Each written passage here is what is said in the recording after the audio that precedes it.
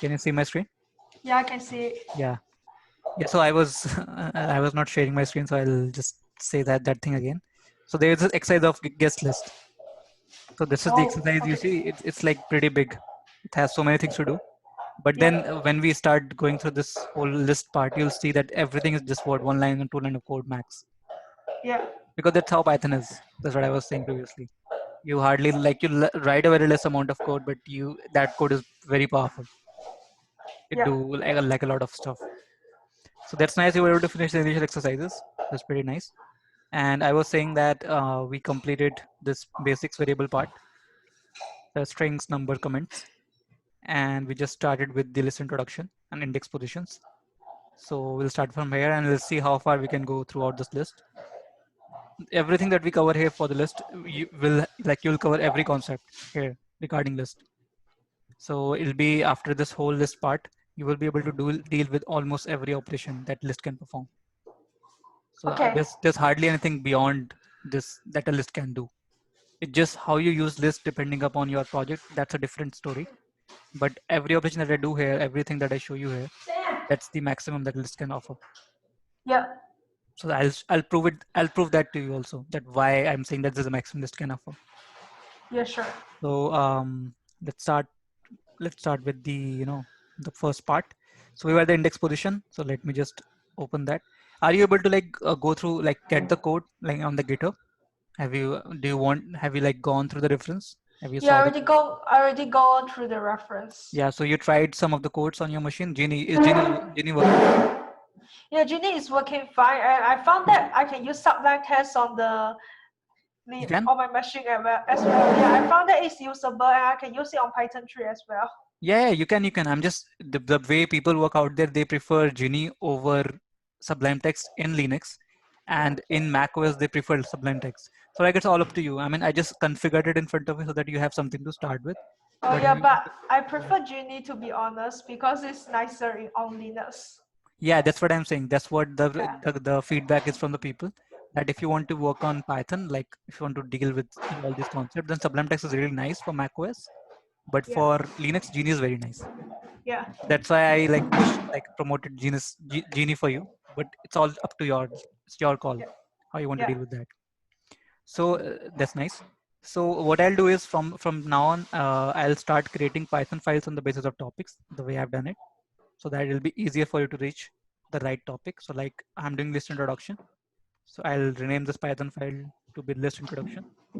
I found that that'll be easier for you to get a reference to Yeah. exact topic rather than actually giving you bicycles, car kind of Python file. So that's our first file now. Yeah. So we started with the list, and I told you from the beginning that that's how you define list, by creating this bracket. And because you already have this concept of arrays, so you know what I'm doing right now is just having this collection of different items. One thing that's different from all the language that you have must have seen, that the list here is very dynamic. Dynamic in the sense that it doesn't matter if I add a 19 here also. So I could create a list with numbers and strings together, which generally most of the language don't support, especially like C. If you go to C, C++, Visual Basic, you might have to define the type of the list, that whether it's a numeric list or a string list. Are you getting what I'm trying to say? Yeah. That here the list is very dynamic. I can have integers, I can have numbers, I can have all other Unicodes also, and it can still work. That's like a very tiny and a big difference in terms of the way we define list. Because all the operations that I'm about to do or will be doing later on, it'll be just entirely on string list. But then we'll also see that same thing happening on numerical list. Generally, we don't mix numbers and string in a list, but maybe your project or your application might want to do it. That's a possibility. But generally, we don't do that. We create two different lists because otherwise it'll be difficult for us to know whether the number is coming or string is coming. Yeah. So we try to make it separate, but Python doesn't really force you to have a string list. So when we saw that this is a bicycle list, and that's how I print that list out. So I'll just print it out. And the thing that I wanted to specify here is, as I already told you before, that string, like everything in Python is an object. So if I get a type of that's how I fetch the index. If I get a type, then you see it's a class of string str, even though it's just a string. But yet again, everything is a object here. and I can do all those operations. That's why I can do this title, right? Because that is this class string object. If this guy has not been a class string object, I wouldn't be able to do dot title, right? You must have tried this with dot and title, right? In the exercises. Yeah. Yeah, cool. So that's how we access list in Python. But like there's one more way in Python to oh, something is going on. No. My mom is on the background. Oh, okay, that's fine. So Yeah. Okay. what I'm about to say is that you have always seen this positive kind of indexing way. So if I want to fetch, let me just comment this out. If I want to fetch, red line. So what do you think the index will be? Like you already know. What is the index for red line? For red line, Yeah, 2. yeah, it's two, right? So Yeah. I can do that. So that's how you have always seen those arrays and all. In Python, but there's another way to get these indexes. So there's something called negative indexes. Oh, Like so you start from the yeah. It's yeah. like you have it's very new. I haven't seen this in any of those other languages that I teach, like C Sharp, JavaScript. It just present in the Python. Like I have Yeah. only seen this in Python. So how that Yeah. works is, so this guy becomes -1, and this guy becomes -2. So it start from the other Yeah, the direction. other direction. Yeah. So that's what I'm saying. It's a little bit different, but it's very nice. I'll show you how it's gonna be very nice when we do slicing and all. But Yeah. that's like a takeaway that start with back, and that'll be -4. So I'll prove that to you. So how this indexing is working. So if I do print bicycles -1, so it should give me specialized, right? Yeah. And C is giving me specialized. And so and similarly, if I do -2, it should give me red line, -3 canon, and -4 trek. So that's like the negative indexes in Python. And that's like it's a very special case. You might not have seen it in any of the language that you have like learned. I've never seen it anywhere. So that's something Yeah. like a takeaway in a list that we can go through negative indexes, but it just introduces a little bit like more complication to the list as we start implementing it. But you'll see all those complications as I move forward. Yeah. So that's like a new thing, those negative indexes. Yeah. Now you already said how let's see how we use these individual values from a list. I just showed you one kind of thing here, but let's try to be more, specific about it. So let's go through this using individual elements from a list. So let's say I have this bicycle list. I want to print a message that my first bicycle. I'll throw you a question here also. That bicycle 0 dot title, right? Do you think this will break or work? What do you think? Because you can see that bicycle index, right? That 0 is Yeah. what trek. Yeah. So do you think this will break or work? I think this will work. Yeah, correct. This will work. Yeah. Yeah, Yeah. you can. It's okay. I mean, you know your concept. You can be confident about it, and there's nothing Yeah. wrong about being wrong. Yeah. So if you feel like it's right, then you have got that concept. Why this will work? Because what I'm doing, I'm just doing a string concatenation, right? Yeah. I'm just doing a string concatenation, and I already know that bicycle 0 trek is a string, right? So I Yes. can get dot title, and this will definitely give me back a string. So that means I can append it. So yeah, this should work. Bicycles. Now you see what error I got. I got name error. Because you forget the S. Yes, and this can happen naturally. This is so normal Yeah. to miss out to put a wrong variable name and everything. But Yeah. what matters is you're able to figure it out instantly. And I saw that and I realized, oh, I missed a miss. That's like a takeaway of those name errors. So yeah, Yeah. this will work perfectly, and that's what I was trying to emphasize here also, that everything in Python is an object. That why this is working is because if you get the type of 0, that's a class string. That's like one of the important concepts that runs around whole Python. It's gonna be very deep as we go deep down the classes and all. But you'll see somewhere down the line, I'll definitely keep on printing type Yeah. just to mention that everything is an object. this concept is like it won't break. It'll never break if you stick on this type thing. So that's like how we access individual elements. And similarly, I can also say a negative indexes will still work, right? Because I Yeah. can fetch elements by using negative indexes. So it's both ways. It runs both ways. That's nice. This was the part of individual elements, and as I already saw that it exercise is just like straightforward. So it was not that tough to go through, because you just to create a list and print it out and get those elements, and you already got those concepts. Yeah. You can just, if you want to try, you can try it out with negative indexes. Yeah, I It's already something. tried it out somehow. Yeah, you did right. So that's a good Yeah. practice if you want to, like, that's why I put at least one exercise forward if you want to go and explore that section. But sometimes it'll get tricky. It'll get very tricky Yeah. Yeah. because you are missing those concepts and you weren't able to run those functions. But that's fine. Yeah. It's like we had a huge gap from Saturday to Wednesday, so you got time to do that. But now Yeah. we have class like Wednesday, Friday, and Saturday. So Yeah. now it'll be a little bit compact for you. Like things will be pretty much like too many exercises to go. But Yeah. that's fine. Yeah. We can do that way. So that was the initial part of list introduction. Now we can move to list operations. And I'll create a new Python file for that so that it'll be easier for you to get a reference. And I'll save it as 02 list operations.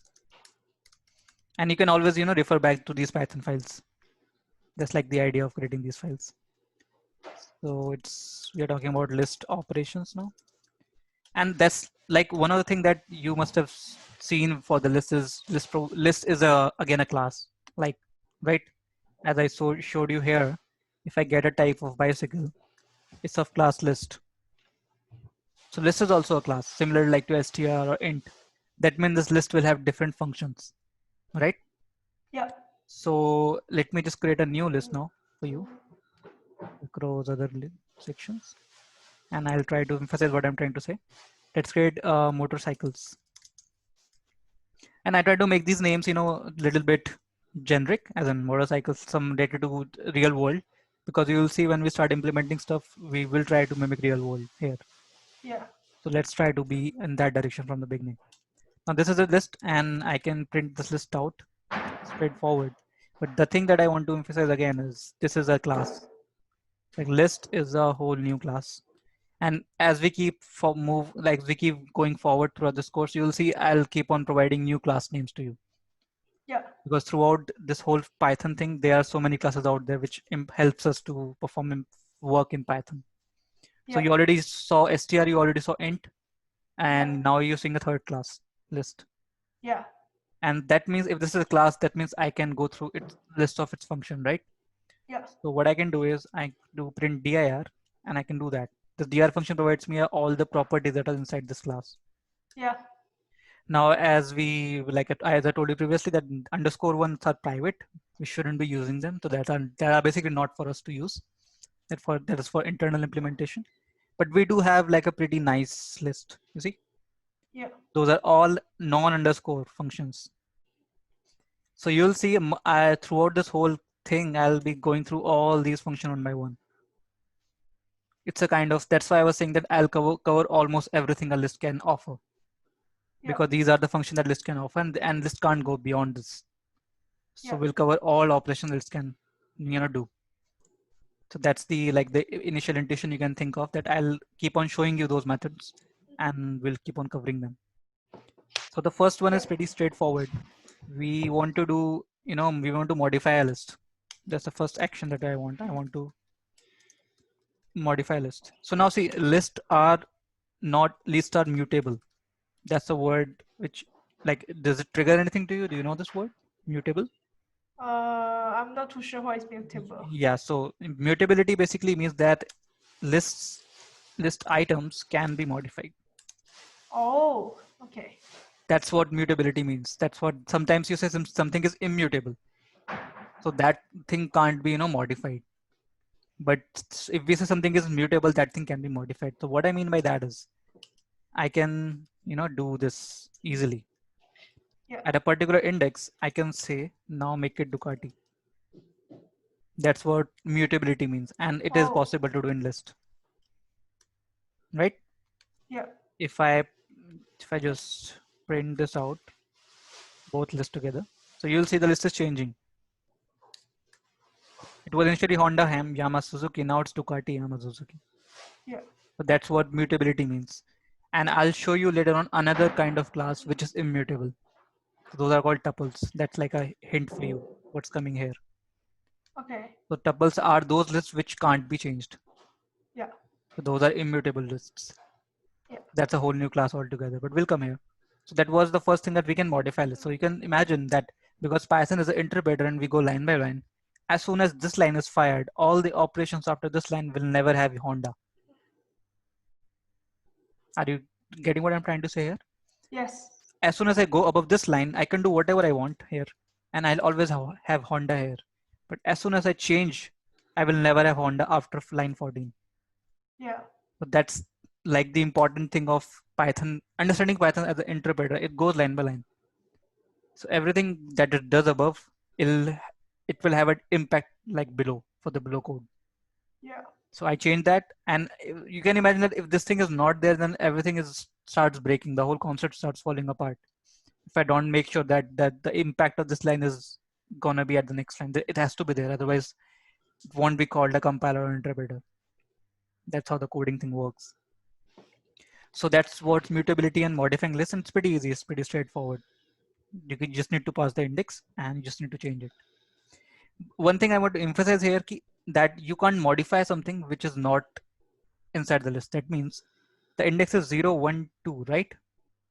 What if you start saying that let me add something 3? Let's see what happens here. 2. It'll break. Yeah. And you can imagine why it's breaking, right? Because there's nothing at index 3. It's 0, 1, 2. I can't modify something which is not already there. Yeah. So it'll definitely break. And you can see a new error now, index error. And you'll see that a lot inside a list. Like when you're working with list, we'll definitely go deep dive on this index error, but you will see this kind of error happening a lot because now we're dealing with indexes. And somewhere down the line, you'll miss out some index and it's going to give you this kind of error. But it makes sense. It's saying that index out of range. Obviously, it's out of range. You can't really modify something which is not already there. That should be like, that should be the key you should watch out for. So I'll just comment that out. That was modifying list.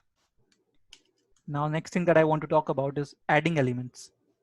So as I told you before, we'll be looking functions one by one. So now let's look at append. And you can guess what's coming, right? That I am about to add new elements in a list, which is like a decent operation that a list should offer, that I can add new elements. So let's do that. Adding elements in a list. Like this is simple. This is the first operation, right? You should have some way by which you can add elements in a list. So let's comment that. And now, can you guess how I'll use this function? What do you think? If I want to add something on motorcycle, how will I use this append function? Can you like guess the syntax? How will I use it? Because it's a class function method, right? Yeah. And that's an object. So you can imagine this is exactly same as using that str.title, right? Yeah.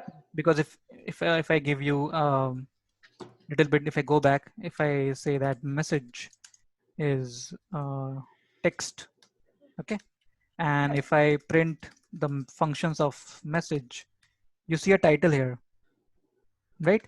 And how do you access the functions of an object? You put dot, remember? Oh, okay. So yeah, I put dot title, right? Yeah. That's how I use it. So now if you look back again at these functions of dir, you'll see that it has append. So how will I use it? It is exactly same. Append dot. No, it has to be object dot append. It's a function name, right? Yeah. Yeah, makes sense, right? Motorcycles. Yeah. Motorcycles dot append. Yeah, exactly. That's what it's gonna happen.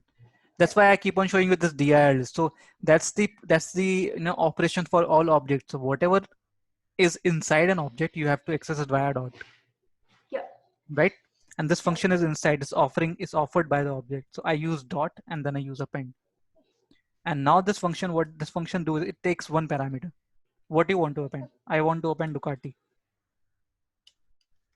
Now, if I print motorcycles, so you'll see Ducati being added. It's as easy, Yes. Yeah. right? And why this dot? Why is there a dot append? Why is it's not like that? Append, Ducati, or maybe I can pass motorcycles. This will break definitely because this Yeah. append is not a function anywhere inside Python. Yeah. It's a property of an object. Yeah. So the only way that I can access this append is by dot. So in order to actually append something on a list, it has to be some list first, right? That's why this object has to be created. That's how I create an object. I create this motorcycle as an object of class list using this equal to statement. Yep. And later on, we'll see a new syntax of creating objects of a class. But as of Yes. now, you can imagine this is an object of the class list, Yeah. right? So that's how I append element in a list, and it's pretty straightforward. Yeah. You just add inside. You just append and pass stuff, and Yeah. it can go directly. Yeah. Now, can you do this? Let's try that, okay? Sometime Okay. you're curious. Maybe I want to add 2 elements in one time. Can I do this? So let's try that. I don't think you can do that. Yeah, exactly.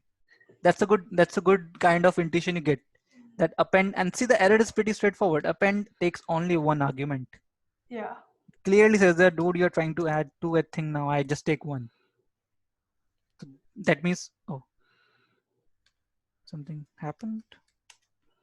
Can you see my screen? Oh yeah, I can see. Yeah, cool. So and what this means is that I can never have 2 argument. That means append at one time can only add single element to list. Yeah. So if you want to add another element, you just do another line. Yeah, exactly. That was Yeah. my Mm. thing to like take away here. So if I Yeah. want to add new thing, I'll add just new lines.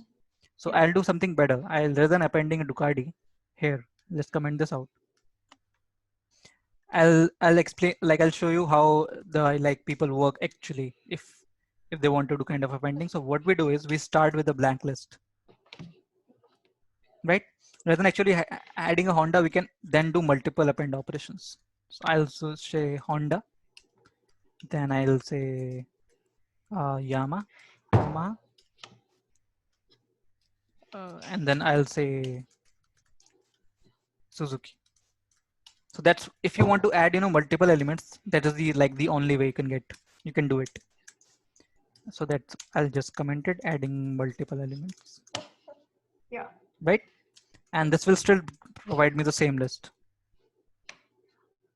So this is a valid syntax that I want to emphasize here, that you can initialize an object with a blank list and it won't break.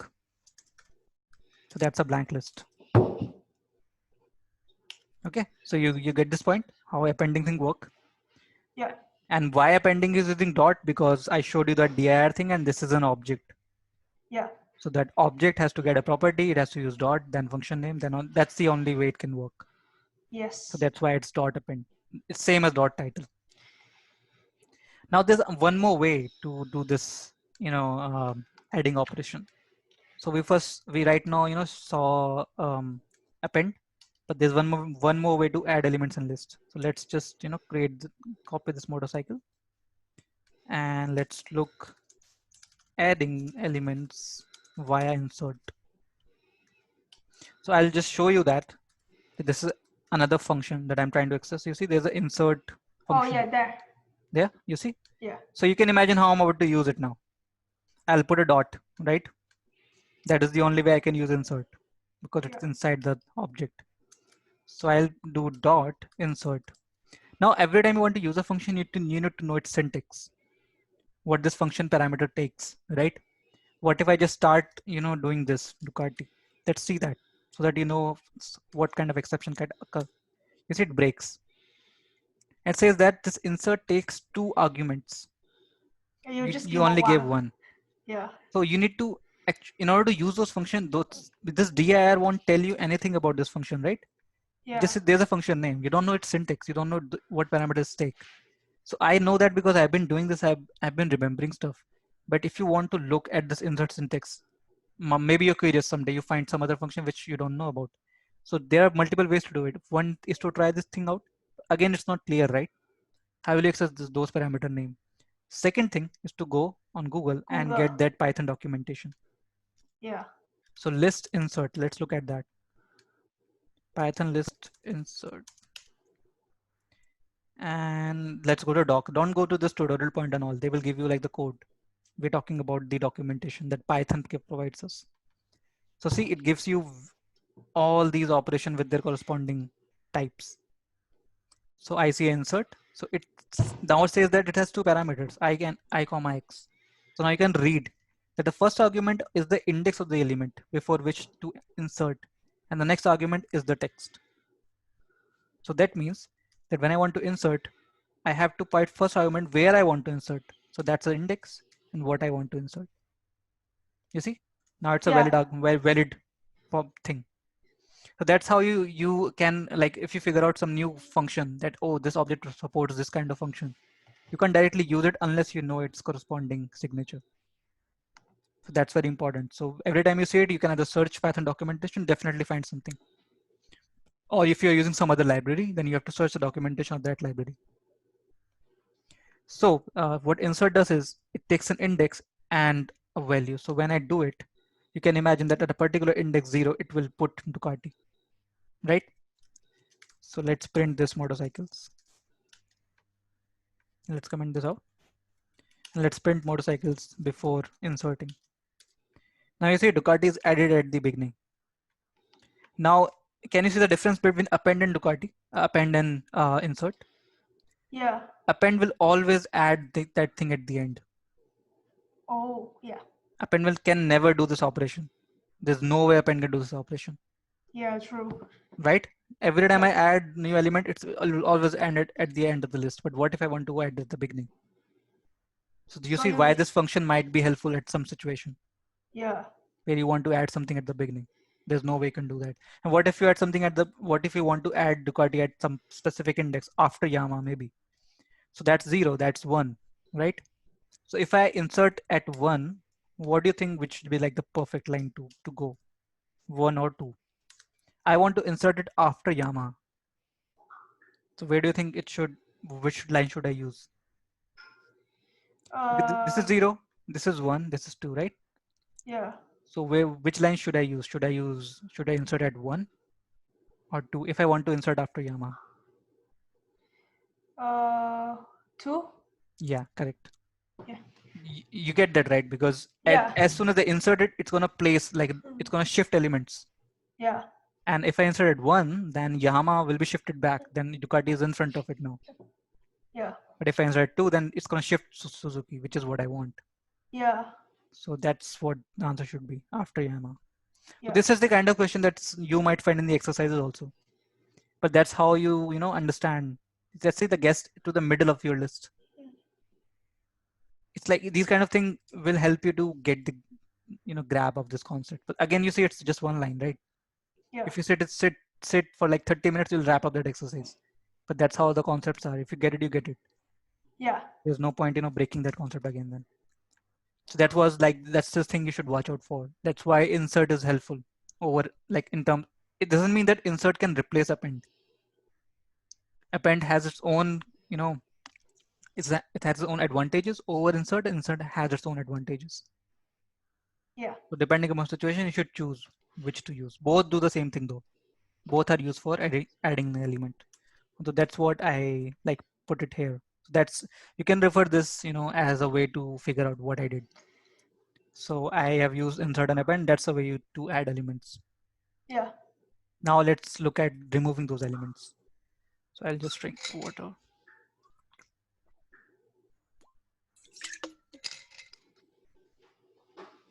So that's what the insertion part. Now let's look at removing elements. Now for removing elements, I'll use the same array again, because let's go with the same thing and let's print its functions again. And can you see something which can be used as a remove? Remove. Of course you should. Yeah. So like, you see, that's why I showed you this whole list, different properties, because all the operations are there in this program. Doing this manually will be like so much effort, right? Yeah. but I will show you how this can be done manually also. So we have a remove, and so let's first look at the remove, or we can look at some other operation, but let's look at the remove first. Yeah. So see, there's one more way to remove. We have like something called del, and we have Delete. pop, we have remove, 3 different operations to do it. Yeah. So I'll show you first del. So why I should do, I'll show you this del, because can you see any del here in this DI? I don't think so. Yeah, so that means this is something which can't be used by a dot, right? So Yeah. I can't do this. Yeah, it will It'll, crash. it'll crash. It'll definitely show me a problem that this is first. It's a, even if I do this, it'll show that it's invalid syntax, because del is a keyword, like for is a keyword. So del is a keyword for Python, and see the color changes automatically. Yeah. Like for, you can't never you can't say it like this, right? It's just wrong. Yeah. You can never say something like this. So del is a keyword, but it can be used to remove elements. Yeah. How can I use this? Is I say del like this. See, its color changes. It's a keyword now, and Yeah. I say I want to remove Honda. So I do this, and that's it. So I will print both thing out again. Yeah. Can you see? Honda is gone, Yeah. right? So that is one way you can remove things from list. Yeah. But the thing to take away here is del is not inside motorcycles. So that's like the important thing to note here. This del is a keyword, and that's how you can remove things. So that's like a syntax. But if you want to remove Suzuki, what do you think I should put the index here? 3. Oh, 2, 2, 2. Yeah, good. Yeah. So we generally tends to do this, especially when in terms of dealing with these things, that we start with 1. Yeah. And as soon as you put 3, you'll see something wrong going on, and that's definitely Yeah. because it can't go to 2, right? Index starts with 0. Yeah, that's the thing. Yeah. You'll start get the hang of it as soon as you start working more on it. But Yeah. otherwise, you'll see this kind of exception. There's nothing wrong about it. You'll see, oh, I've done something wrong. Oh, index is out Yeah. of range. Oh, I've used wrong Yeah. index. So that's like one way to remove. So you see, I was able to remove Suzuki. So that's one way. But the del is very concrete in the sense that I have to use index position. I need to know index position. I can't really say that remove motorcycle Suzuki, something like this, right? Yeah. I have to know the index position. So that is one of the thing about del. Now Yeah. I'll print one again, that dir list. Or maybe the best thing to do is to just take a screenshot. And I'll just do this. Every time I want to show you, I'll just pop this out. Yeah. So now let's look at the next. You see, there's something called pop here also, Yeah. right? That is Yeah. another way to remove. And if you like, do you know about stacks? Stack. Stats. Yeah. I don't think so. Yeah. So okay, so that's not an issue. But in Yeah. stack, there's a operation called push and pop. So what push and pop does is push adds an element, and pops, takes out one element. Yeah. So that's like a push pop operation. So let's use this pop method to get the element out. The one thing you see here is there's no way I can fetch what I deleted. If I say del motorcycles 2, it doesn't return me anything. Like I can't say x is equal to del. Yeah. It's not You returning can't me do anything. that. I can't do Yeah. that. That's wrong. So, but pop gives me that functionality to get that element out, what actually you delete. So let's look at pop function, and you can see this is pop is inside a del inside this dir. So I can't use it like this, right? Because Yeah, it's you can't. inside this list. So that means it's a property of an object. That means I have to do this. Yeah. Right? You understand why this concept? Why this has to be dot, because Yeah. that is inside my this whole thing. I have to do this. Now again, I don't know the syntax. What is the signature? What should I pass? What should I not pass? Go to Google documentation. Yeah, exactly. That is something you'll start getting familiar with. But since I remember stuff, you will remember stuff. So you want to do that. But since we are at the beginning of the course, and I want to emphasize on this documentation, so let's go on that. So let's look at this documentation, data structures, and there should be some pop. You see? Pop. Yeah. And it just says that let me know the index which you want to pop. And I'll just remove that from the list. Just one element, Yeah. right? And if you look carefully, it is an array of I, like a list of I. That Yeah. means I can pop more than one element also in one go. I'll show you that. I'll show you that. So let's go back to our code. And let's say I want to, remove Honda. So I'll say pop 0. Because you saw the documentation, it can't be name, it can't be a text. So I can never say pop Honda. Yeah, you can't do that. I can't do that. I have to give index because that's what the signature of the function is. So if I Yeah. do that and I print it out, it removes Honda, which is really nice. But if you look at Yeah. this function, it says that it returns the last item in the list. So like it and return it. See, there's a line and return it. So that means what is popped, I can get that out. I can do this and I can print it. Are you understanding what I'm trying to say? The Yeah. element which is removed, I can get that out in this popped motorcycle. See, it's removed Honda. Oh, so you get this out. Yeah. You get this out. That's the difference between pop and del. They are both doing the same thing, but see, everybody has its own functionality. You can't do this with del. You can remove pop Honda, yes, but can you get Honda? What actually you removed? Can you get that? You can't. But here you can. And that's what this syntax also says, that remove the item at a given position in the list and return it. And that's what we did. We got that item back, right? So that's like a big difference. And you can see I can use this pop as a way to write these kind of statements. Let's comment this out. And let's just say that last owned. Now look at this carefully, that if when I see do pop and I don't pass any syntax, it can still work. Oh, nice.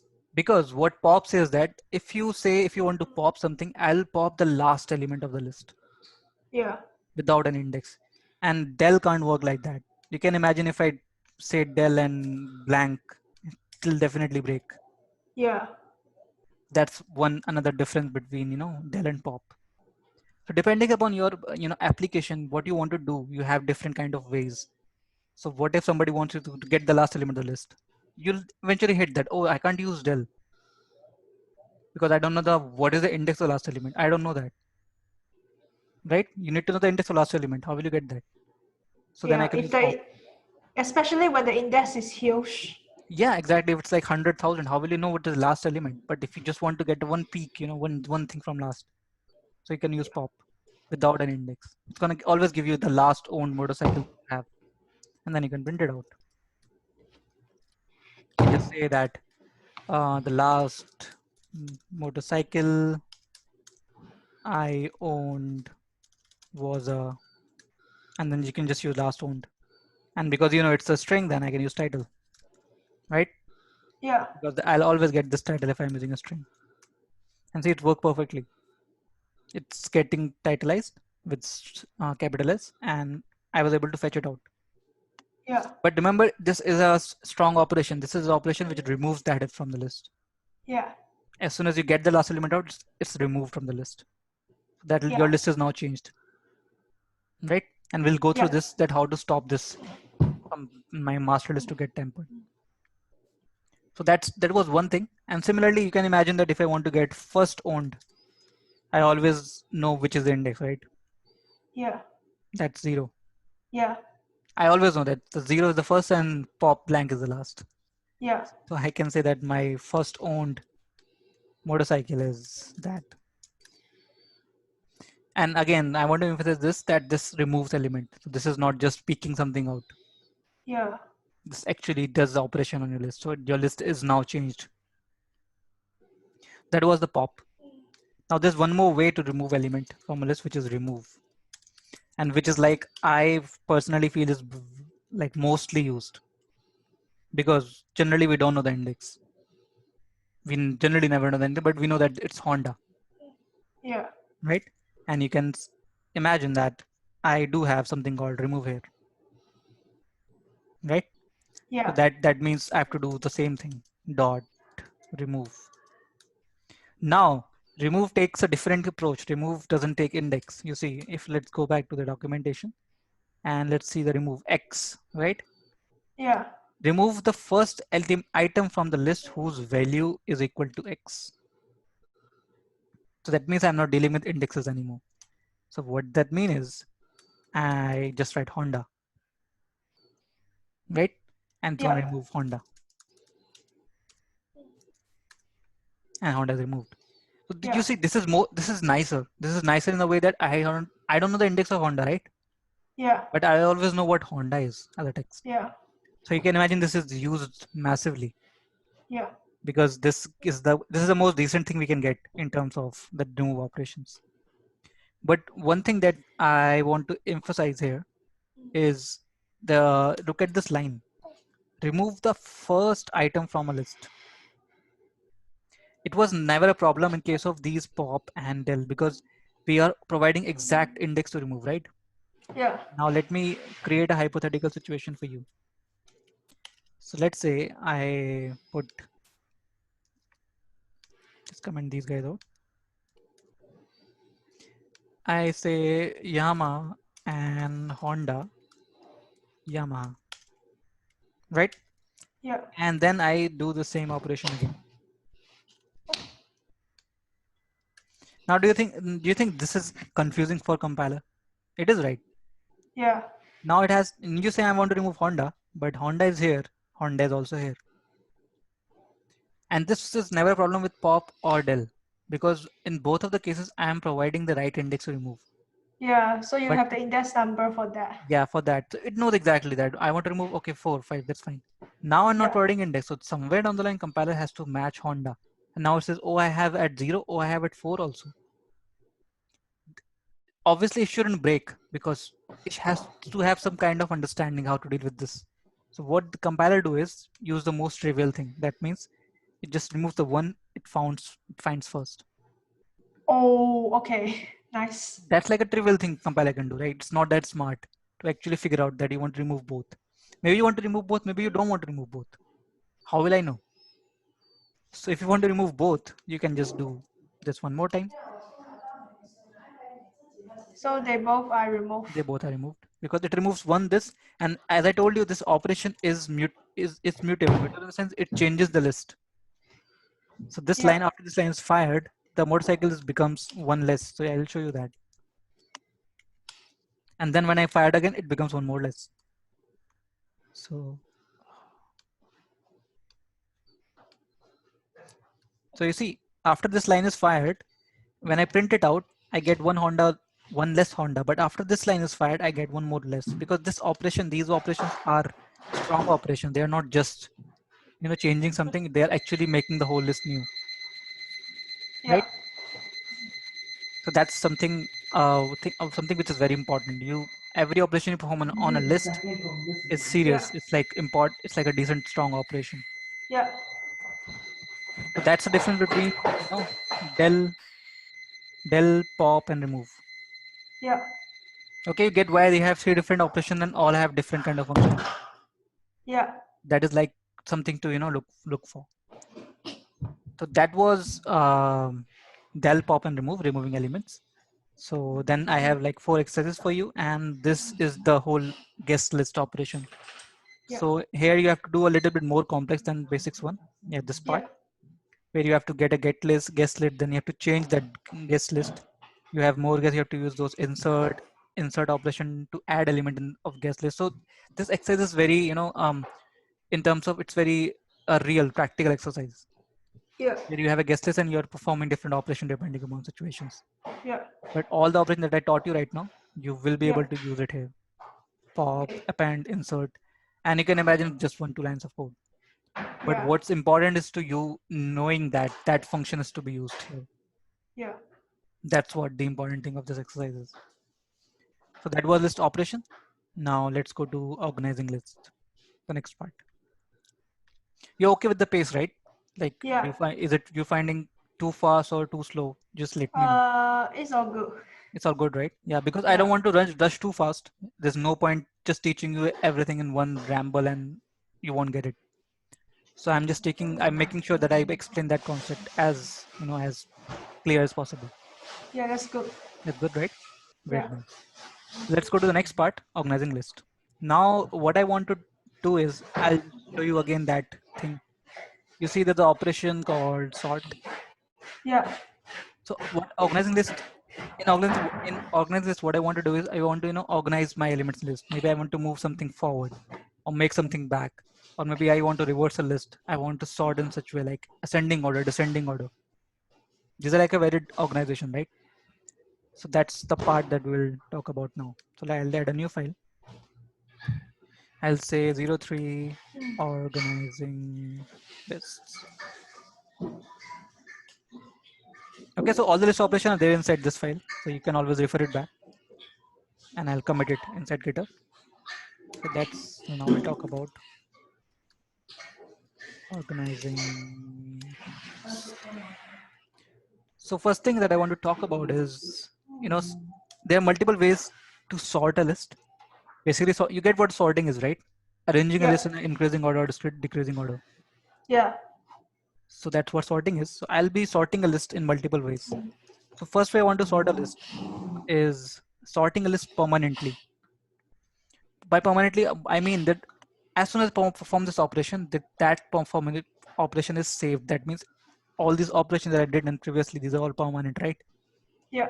I did this remove, this list is now changed. There's no way to going back. Yeah. That's a permanent operation. So let's do that first. So sorting a list permanently. And you can imagine that if I want to do something very permanent operation, I will be using one of the operation from this property. Because all the operations that we saw, append, insert, pop, remove, they are all permanent operations. None of them was like just to do it and the list can be reverted back, right? Every operation was permanent that we saw previously.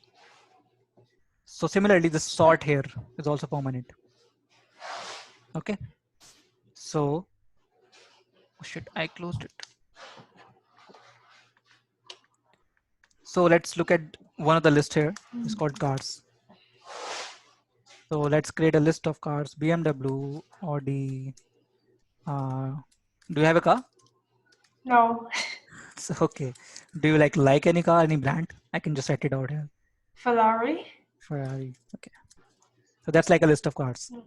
Yeah. Now that's a list. Now let's do sorting. So can you think what sorting can happen here if I do a sort?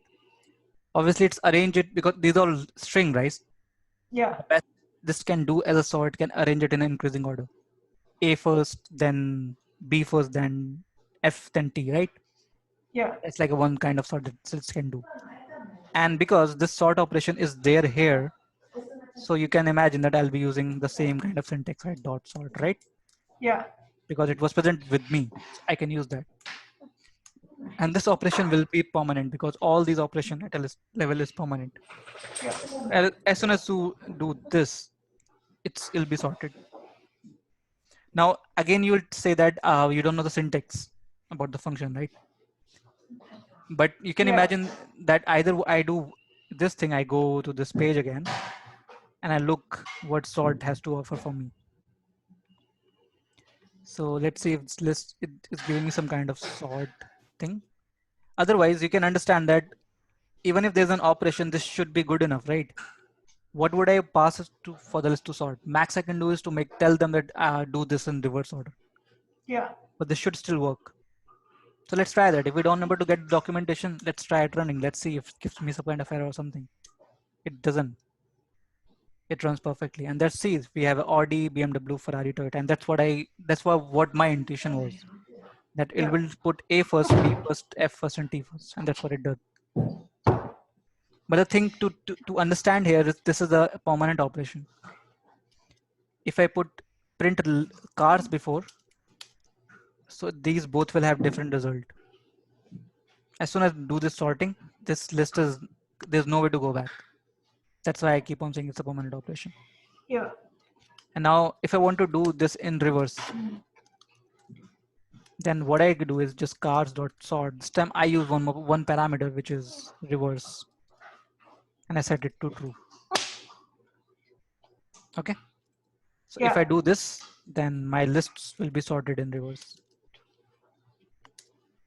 And that's like a syntax. You see, now it's Toyota, Ferrari, BMW, Audi. Yeah.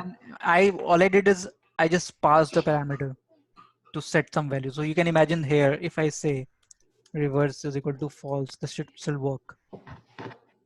And look how I'm using false. I can never use false like this. Yeah, you have to the capital letter. Yeah, capital F. And similarly, I can Yeah. never use true like this, small t. Yeah. They are Capital. case sensitive. They are case sensitive. They're very strongly case sensitive. These are Boolean Yeah. expressions. And I can't say even this.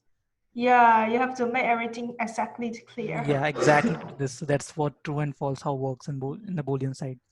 And this Yeah. should work. I just can't say reverse yes. That'll be very weird. Right? You get what I'm trying to say here. Because those are Yeah. looping operations. You can't just say anything to them. So that's like the reverse thing. And even I can't even change it to reverse me. Yeah, they are already permanent. Yeah, they are something like parameters name and you can't just pass anything. Yeah. Right?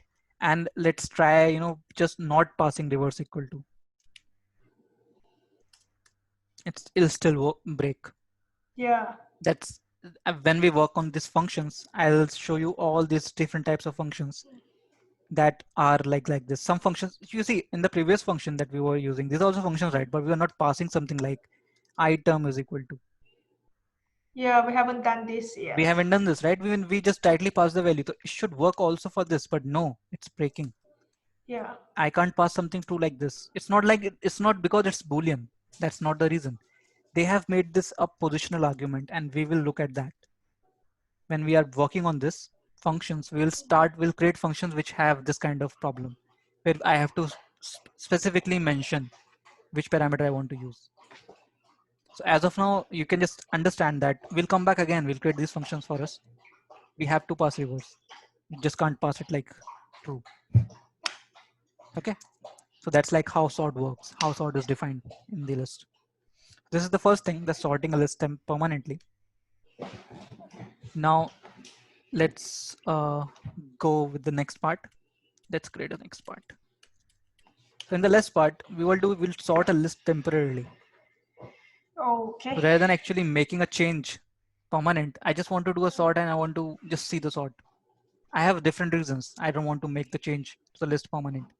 Maybe I just want to see the first element directly. And my list is like 1,000 elements, but all those order is correct. But I just want to get the, the sorted increasing order something. So that's the thing of sorting a list temporarily.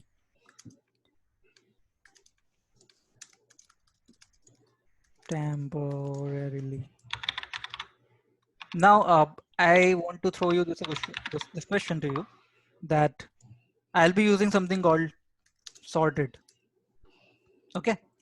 Yeah. Now, can you like give me a guess as what the syntax will be? Is sorted here? No, it's not here. So I have to use this function. I told you this is a function. So what do you think? How will I use this function now? Sorted equals? Oh, no. I mean sorted. Yeah, like this, Yeah. right? Yeah. You see why I want to emphasize on these properties, because as soon as it's not here, that means I can't say cars dot sorted.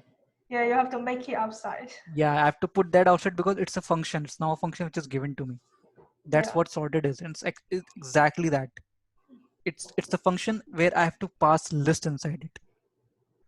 So I'll print the cars here. You see the cars list here, and I just pass my cars inside this function. Right?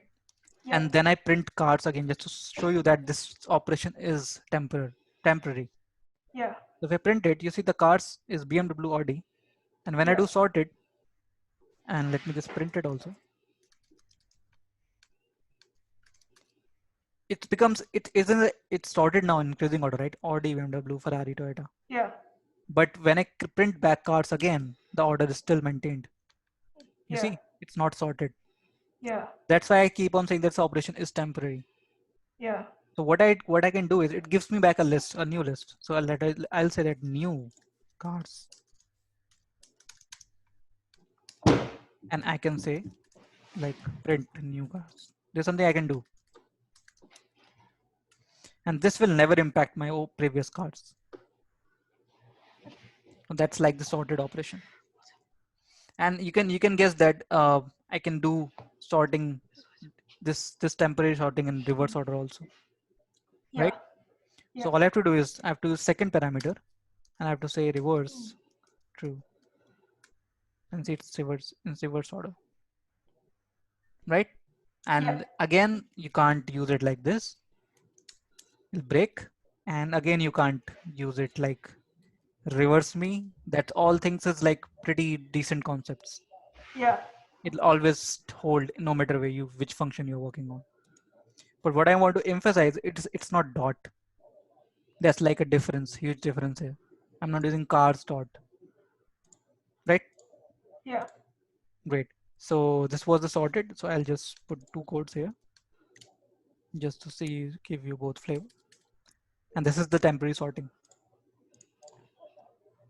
right? Yeah. You're getting till now? Everything's Yeah. okay? Yeah. It's Cool. all good. Great. So let's go to the third part. And this time I want to print a list in reverse. That's my third objective of organizing. So let's print a list in reverse. So it's for if you look at those methods again, can you see a reverse here? I don't. I don't. Yeah, I can see one. You can see one, right? Yeah. So you know how I'm going to use it now. It should be like, you should get the hint now. How I will use like print Yeah. list in reverse, right? Yeah. And can you guess this operation, will it be temporary or permanent? Reverse. Is this operation of reverse, will it be Yeah. temporary or permanent? Permanent.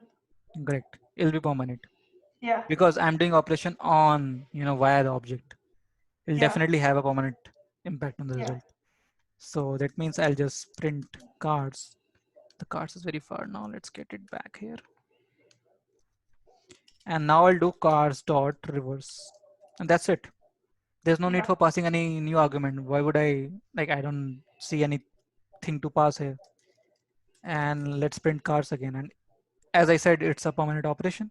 So Yeah. that's definitely a permanent operation. It just, see, this is not sorting it in a reverse order. You Yeah. need to understand this point. Yeah. This is just reversing the list,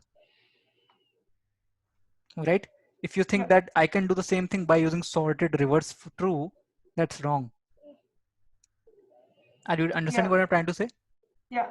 Because that is a decreasing order list. Now I just want to print reverse in list in reverse.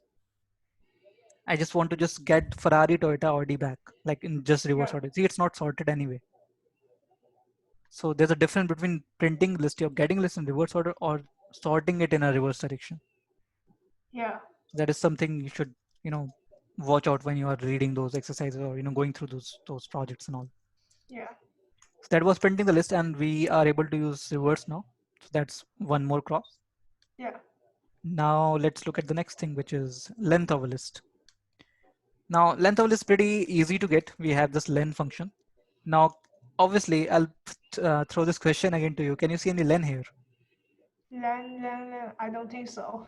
So now I say that's it's a function. So you know how I'm about to use it, right? Yeah.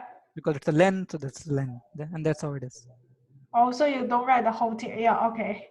Yeah, because I don't say, I can't say this like this because there's no len inside my dir. Yeah. I mean, you Length. Oh, you just write it as len. Yeah, That's no, what I no, I mean. don't. Yeah. We don't write len gth because that's not a Yeah. function. Function name is len, Yeah. Okay. but it does get the length of a list. Yeah. So we some Mm. like languages have len gth kind of thing. Some Yeah. languages also provide that cars dot len gth. Yeah. The different languages have different way, but in Python to get the length, it's not actually inside those properties. Yeah. If in order to get the length, you have to use this len, and then you have to say cars, and let's print it. So you can imagine this will have the right length, not -1. Yeah. So if there are 4, it's 4, it's 5, it's 5, it's not less than like index. Yeah.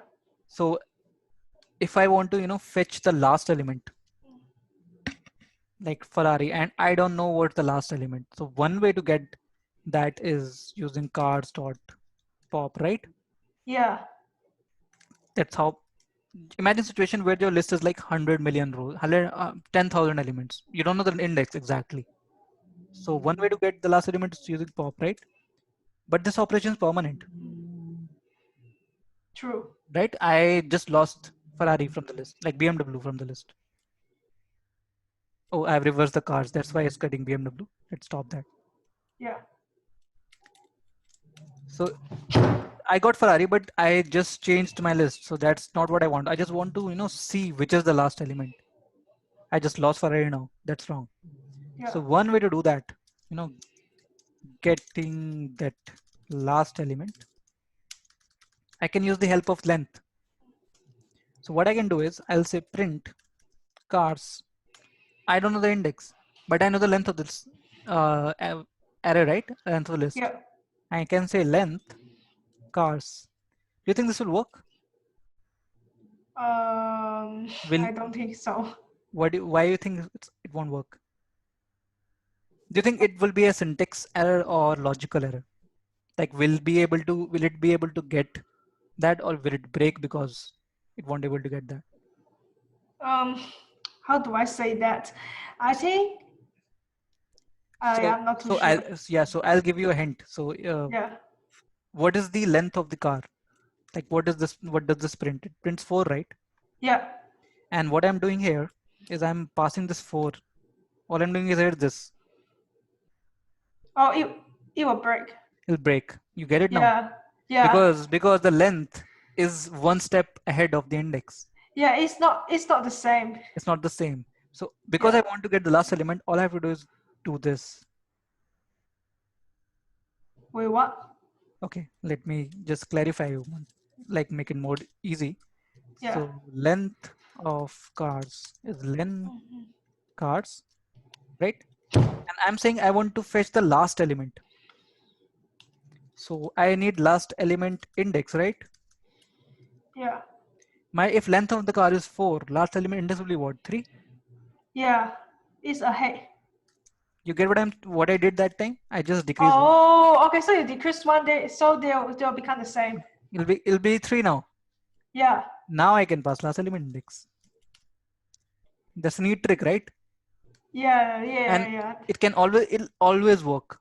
Think about the list of having 1,000, lakh, millions, the 10,000, no matter what the number is, because this guy gives me the length of the list, Yeah. and I can always fetch the last element by just decreasing 1. Oh, that's smart. Isn't it smart? Like it's a very smart move, right?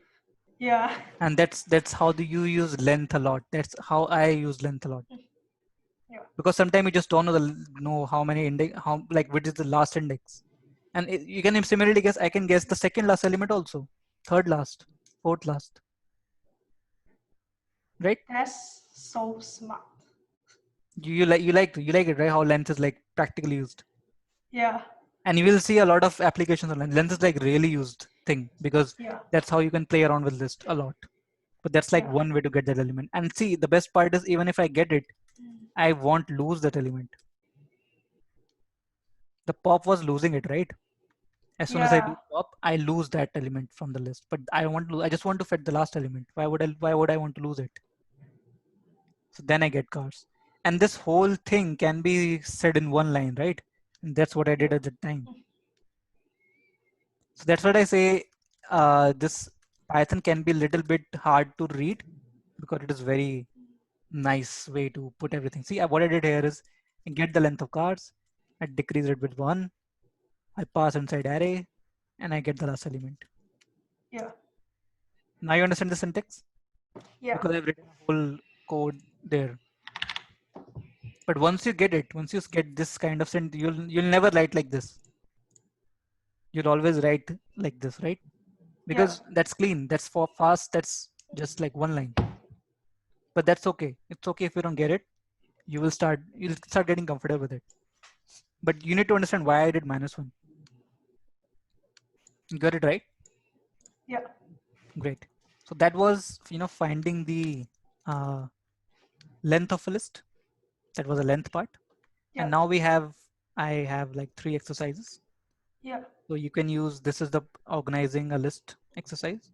So I have like put in a lot of functions like sorted, reverse, sort, and it just again one line of code, but it help you understand all these functions, why, which is used with what.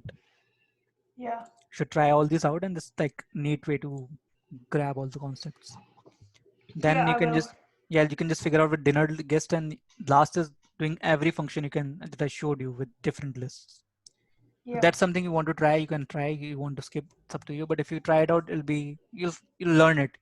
Yeah, I will Like I try. yeah, like I learned. I never look at these documentations, for these functions Yeah. because I've used them a lot. I know their syntax.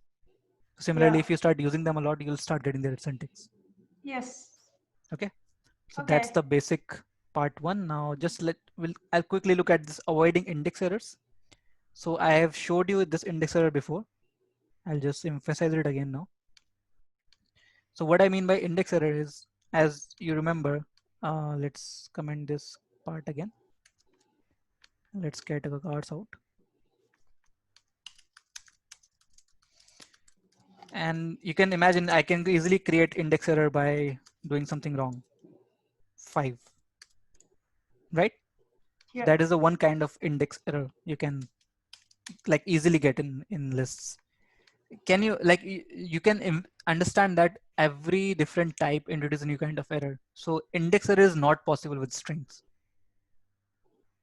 You can guess Yeah. why, right? Because Yeah. that string is just string. Maximum it can go wrong. It can have a name error. It can have other different kind of syntax error. But you can never see an index error with a class string. Yeah. Index error can only occur when the class is list, Yeah. right? So these errors are very specific to data structures. But as soon as you see them, you realize, oh, I'm using list. That's why this index error is coming. Yeah. And similarly, this index error can occur with negative indexes also. So this is -1, this is -2, this is -3, this is -4. No such thing as -5, Yeah. right? There is -4. There's definitely 0, obviously, but there's nothing -5, and it can occur again. Yeah. So I'll just comment this out and see it can happen. So it works both ways for negative indexes and also for positive indexes. Yes. So that was just one thing to watch out for indexing index errors, Yeah. and that basically wraps up the part one of list. Yeah. So you have those 10 exercises, and then you can Yeah. try them out. So do you want to drink water or something? Yeah, sure. Yeah, you can do. Before we start part two, I'm also doing that. Yeah.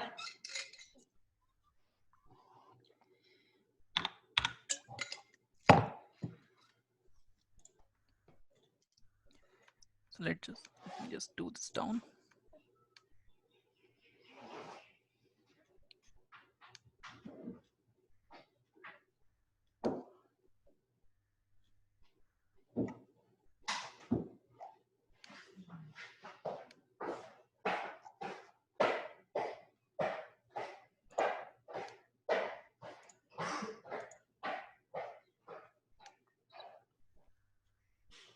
Yeah, I'm all good.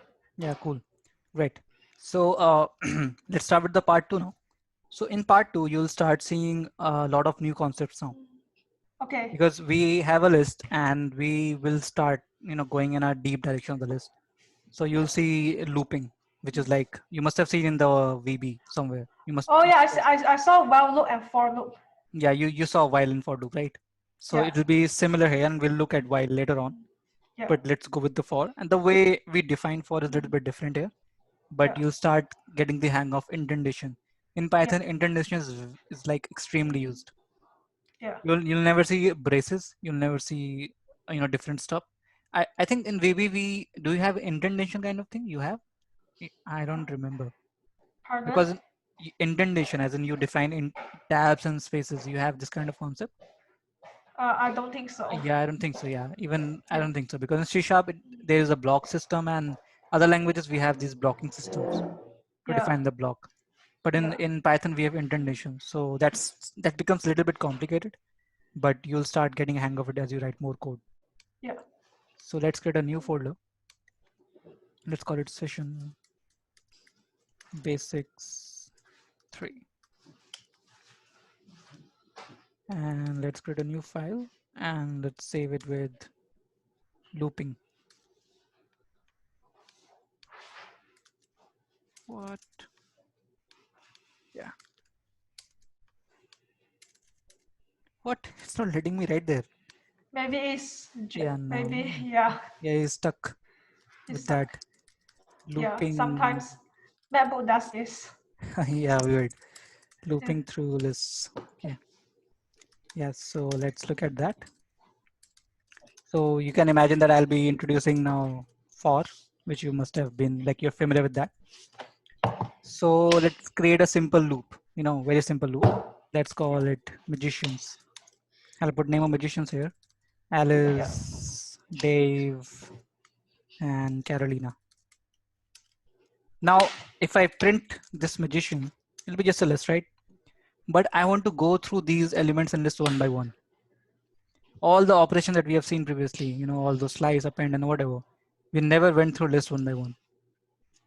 And that's where the for, all this looping thing comes into picture. So Yeah. let's loop this one by one. Let's go through these elements one by one. So see how I'm about to write it is a syntax. Well, I'll dive more, but I'll emphasize few points here. So I'll say for, For and I'll X. say magician Yeah. in magicians.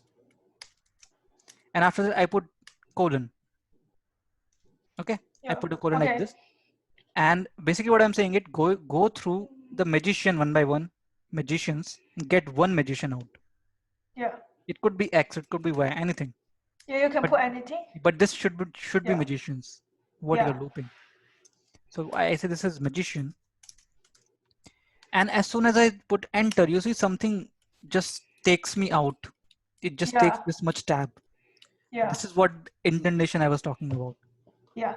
So I'll put print, and you just right now watch out that this print is not like this. Yeah. It can't be like this. It has to be intended inside for Yeah, it to work. because like in Visual Basic, it doesn't matter because it will do it automatically, but in Python, it won't. Yeah, exactly.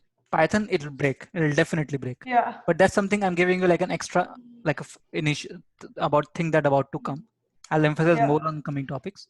But Yeah. right now you see that it has been intended, and you see Yeah. even if I just put an enter after this, Sublime knows I'm working on Python, so it Yeah. automatically cuts my cursor here. Yeah. And if you work on Genie, you'll see the same thing. That Yeah. as soon Yeah. as you put enter after putting a colon, it'll never takes your cursor at the end. It'll always intend it. Yeah. So that's how I go through the whole thing one by one. And if I print it Yeah. out, you see it's Alice, Dave, Carolina. So Yeah. what it does is it goes through magician, gets a magician, prints it out, then another magician prints it out. Yeah. That's like the first thing of that closer looking through a loop. The thing here is definitely to look for intonation. Yeah. It works differently, different languages. In Python, the thing has to be intended. And I can right now break it for you. If I do this, it breaks. And you see a new error altogether. Intended block.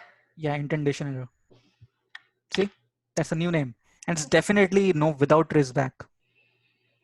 That means the code was never executed. That means it's a syntax error. Right? It makes sense? Yeah. So that's what we'll look at a lot of indentation from now. And as we go to class, we go to functions, you'll see this indentation happening everywhere. Because that's how you define a block of code in Python. That's how you define a block basically. Now let's make this magician code a little bit more, complex. Now I'll add a few more stuff here. I'll say, because you see this is a string, so I can do this, right? Yeah. Magician.title. And I'll just say that was a great trick. Now you can like guess this would be print like 3 times, right? Yes. Yeah. This has to be print like 3 times, and that's what it does. I'm putting extra space. So Alice, Dave, Carolina, it was a great trick. This line will always be printed 3 times because I'm putting inside a loop. Yeah. I can't break this. I can't do this like this. This will break. Yeah. But there has to be one indentation after for. You Yeah. can't just put a for without indentation. Yeah. Now I'll add one more line. You'll see what I'm trying to say about indentation. So let's say I do print and I say I can't wait to see your next trick. Okay. Yeah. And then I again say magician dot title. Let's just this time use upper. I can use upper. Yeah. It's a different function.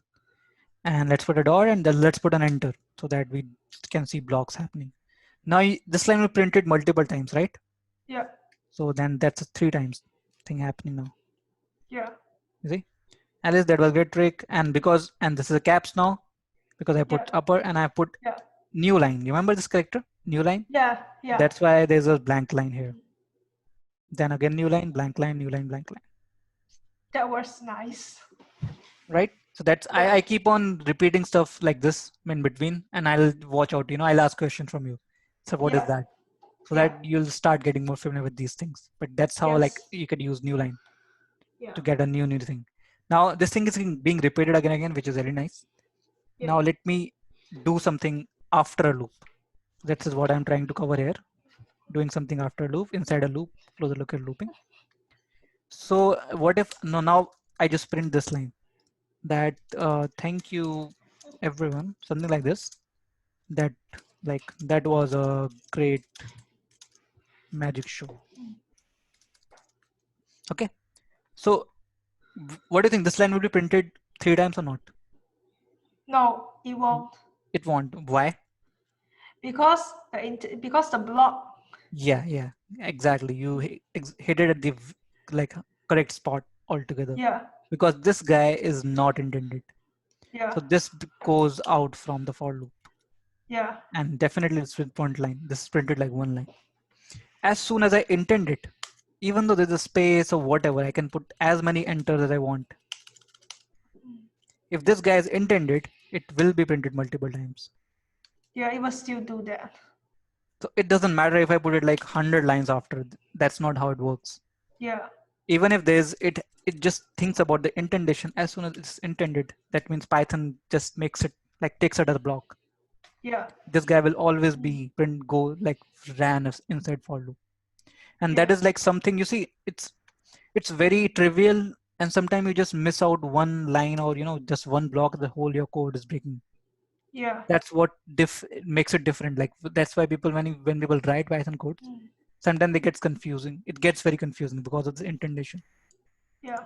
Because we don't have like if you worked on C#, if you just want to think from a C# perspective, what we Yeah. have this blocking. You said this kind of thing. Yeah, I used that before. You had it before, right? This is what Yeah. this clearly emphasizes that I'm working on this block. So my Yes. code is quite clean to read. But in Python we don't have this. We don't have this. And Yeah. so everything you have to look carefully at those tabs very well. Yeah. And I'll give you more way to define this indentation, and that's makes it more confusing and complicated. Yeah. But as of now, this is what we have. This is what Yeah. Python gives you. You have indentation to define blocks. Yeah.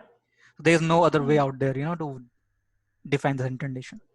Yeah. Now, there's something that I want to show it to you, that how problematic this indentation can occur. Is the second part. We'll go through this indentation one by one. So let's just comment this magician. And let's look at these indentation error. Avoiding indentation errors. And the whatever that I'm about to explain to you in this section, this is applicable throughout all functions, classes, files, testing, whatever. All the concepts where indentation is used for blocking, creating a block of code. This kind of thing is always applicable. So this is like very generic. It's not related to for, it's related to all the concepts. And yeah, I'll keep on emphasizing as I move forward with those things. But as of now, you can understand that this is like very generic. So as an example, like I'll go with this for loop again. And the first thing is, forgetting to indent. Let's forget to indent. I'll put a double hash here. Forgetting to indent. That's like one of the basic errors that can happen, right? Yeah. And this definitely will break. The thing that I want to emphasize is this new class that you see. You have seen index error, right? Yeah. Now you are starting to see a new kind of class, which is called indentation error. And look at the line it says expected and intended block. Obviously it Yeah. does, because for loop can't have like you can't write for loop without at least one indentation. Yeah. As soon as I write as soon as I do this and then I write print here, it will work. But if I do this, then this for loop have no indentation after basically for loop. So there has to be at least one Yeah. for this to work, otherwise it will break. So that was the first kind of thing that can happen, and that's where the error says. And that's why I put error in the comments so that you know when you see this error you can understand what this error is trying to say. Yeah. And I showed you this thing that I'm gonna write it again, that forgetting to indent additional lines. So what I mean by this is as soon as you start missing that out, it's gonna be run multiple times. So if I do this, here will be just one time printed. But Yeah. if I intend it, now it's 3 times printed. Just a single indentation can damage your code a lot. Yeah. True. So that's the thing that I want to emphasize a lot. Just imagine you're writing a whole code here, and suddenly at this line, like somewhere you just do this. I don't know why you did it. That whole block is now instead of for now. So everything will be run like 1,000 million times. Wow. So imagine the list is so big. So your one line, one tab can damage so much. So you have to be really watchful. That can never happen in a language which supports this. Yeah. Right? It doesn't happen in Visual Basic as well because it just Yeah, automatically do that. yeah. It can never happen, but Python can. Python is Yeah. very very sensitive to indentation. Yeah. And I'll show you one more major problem that Python has is that's like the next thing. Yeah. So intending unnecessarily, I want to emphasize. So that's something that you should take care of, that you shouldn't intend anywhere. Like you should really focus on those indentions. Yeah. But one thing that is very annoying, especially for me. So if you go out there, you'll find that there's an army of people, which some of them supports tab, and some support space. So I'll show you this very funny thing. Tab Python army versus space Python. So what I mean by this is basically tab Python versus space Python.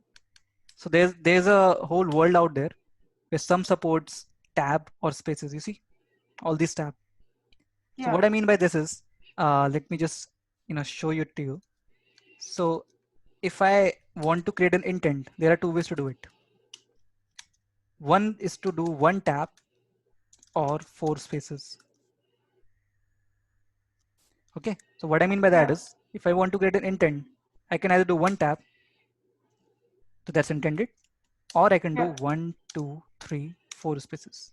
Yeah. But why would you do 4 spaces? Yeah, so that's the army. That's the army. Some people prefer 4 spaces because every time you do this and you like you do this, it's become visible Yeah. instantly that something is wrong. Yeah. But then the tab army says that, but this is so much better than this. If I do this, I can be clearly say it. You know what I'm trying to say? So it's Yes. your preference. Yeah. So that's why there's a tab army, there's a space army, and we have you seen Big Bang Theory? There's like a big thing out there, like a whole episode on it. Oh, I haven't saw that. I Yeah, see so that. there's a thing called tab and space fight going on through Python. Python Yeah. supports both. But one thing to watch out for, you can't mix and match those. So I'll show you that. Um, let's say magician and magician dot title. Let's print these two. Okay. Now let's first run this code together. It's gonna work perfectly, right? Yeah. Now let me mix and match tab and spaces. 1, 2, 3, 4. Now you look at the error. Yeah. This is very irritating. Sometimes it's goes beyond your frustration level. But as soon as you see this, line, it says that unintended doesn't match any outer indentation level. This exception is very confusing. It says that maybe your block is like this, you know, you are inside multiple blocks of code, right? So you will sometimes feel like this line is not, you know, inside the other block. Maybe it's Yeah. misread out. That's what this Yeah. exception says, but it's not that. Exception is just this, that you are using a tab and you are using 4 spaces. You can't mix and match both things together. Oh, so if you want to use tab, you just use tab. Tab, don't use space. If you want to use space, don't use tab. Yeah. That's why I want to emphasize, because this error is very frustrating to, you know, watch out. You will miss it out, and then you'll start, you know, running through all your code, and suddenly you'll see, oh, I just put 4 spaces here Yeah.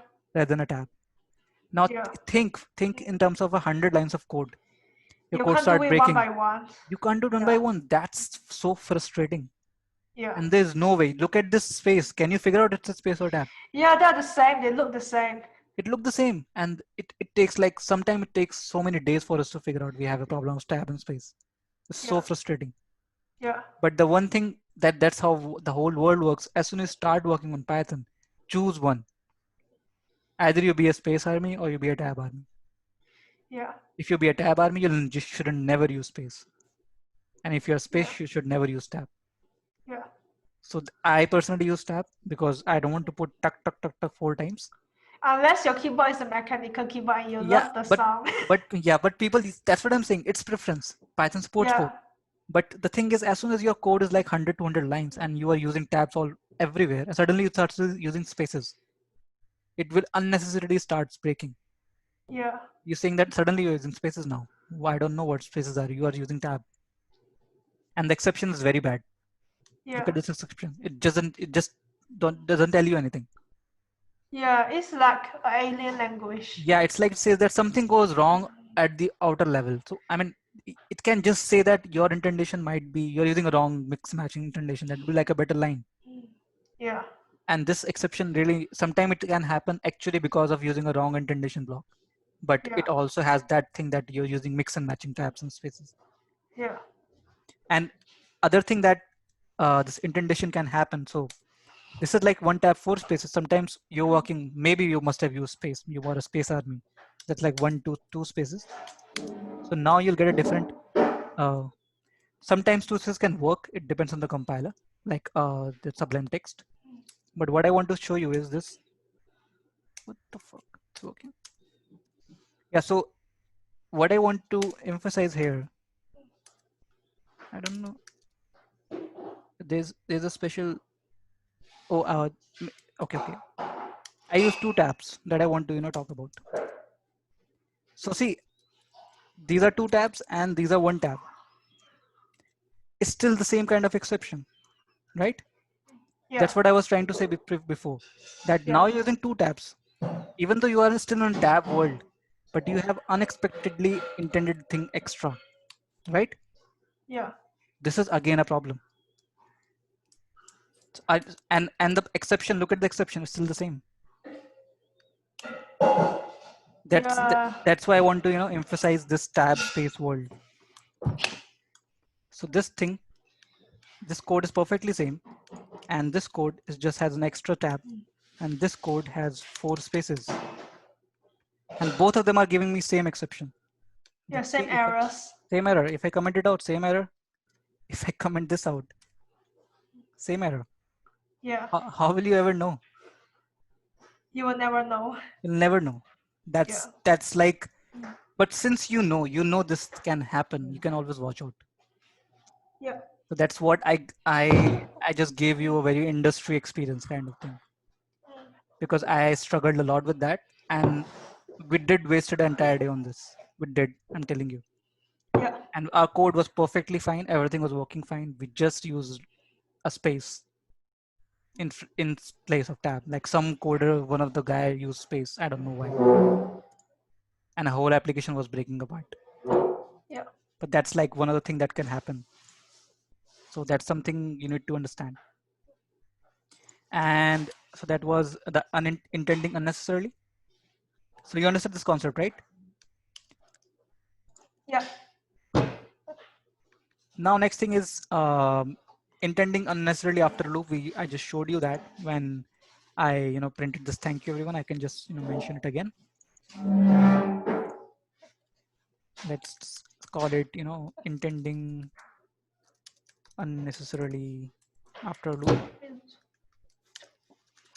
You can understand that if I do that, then that I'll be printing that line 3 times, right? Yeah. So if I by default did that, I'll be printing once. If I did that, I'll be printing 3. And now I have a new thing for you. If I did 4 times, I'll be seeing a new exception. Oh.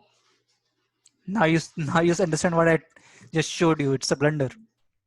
Yeah. Look at this code. It looks perfectly. Like a human eye can never see a problem here Yeah. unless you do this. You see a problem? I can see it now. These are 4 dots. This is 1 tab. Yeah. So you can't mix them around. Yeah, this you can't miss. But then it's like you should have that intuition, right? Yeah. Not knowing that you are mixing matching tab and spaces, you will never do this what I'm doing right now. Or even if I do this, I will never look at those dots. Yeah. But Sublime Text shows me those dots. But the ID that we were using that time, it was just white. So even when we do selection, we were never able to figure out that that's a space, that's a tab. Yeah. So it was pretty bad for us. But I can see right now something is wrong. So I can quickly fix it. But that's something that can really break apart the whole. And this indentation thing is applicable everywhere. I'm telling you again that all those Yeah. while all those classes functions we're going to use, this indentation remains the same. Yeah. And one thing that I want to show, because we are parallelly working on Python 2. Python 2 allows you to mix and match. Oh, yeah. Now you see how terrible it would be to move from Python to Python 3. Yeah. So if I say magicians here, let's say Alice and Bob, and if I do for magician in magicians, so you see right now I'm not able to write it, but Yeah. this is, Because you're in the console. yeah, I think I can. Let me just try. Yeah.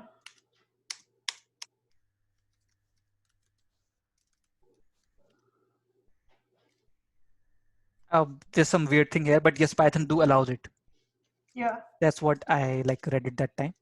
So Yeah. that mix and match thing is really complicated. You can see why Yeah. Python 2, Python 3 doesn't really fits at one place. Yeah. It's Imagine running. complicated, especially you have a huge code there. Yeah, imagine having a huge code and that's running perfectly on Python 2, and then you port it to Python 3. Everything will start breaking. So when Yeah. people actually started porting application to Python 3, they were so pissed with this Yeah. rule, because Python 3 forces them to use either tab or space, and Python 2 is very flexible. So they Yeah. had to sit around and watch for these spaces. So it was terrible, the whole migration. And that's why Python says that we supports both. Yeah. Supports Python 3 also, Python 2 also. If you want to stick on Python 3, we won't give you new features, but we will support your code. So there are so many applications out there which are not even now not moved to Python 3. Yeah. That's like one thing. Okay. Yeah. So next, let's look at forgetting the colon. How important this colon is. So if I just copy this line, you'll see a new error now. And you can guess it won't be a logical error, right? Yeah. Because you are basically missing a syntax. Yeah. So if I just miss this out, that's definitely syntax error. And because it's Yeah. syntax error, there's no trace back. Yeah. Because code was never executed, it's not a valid Python code.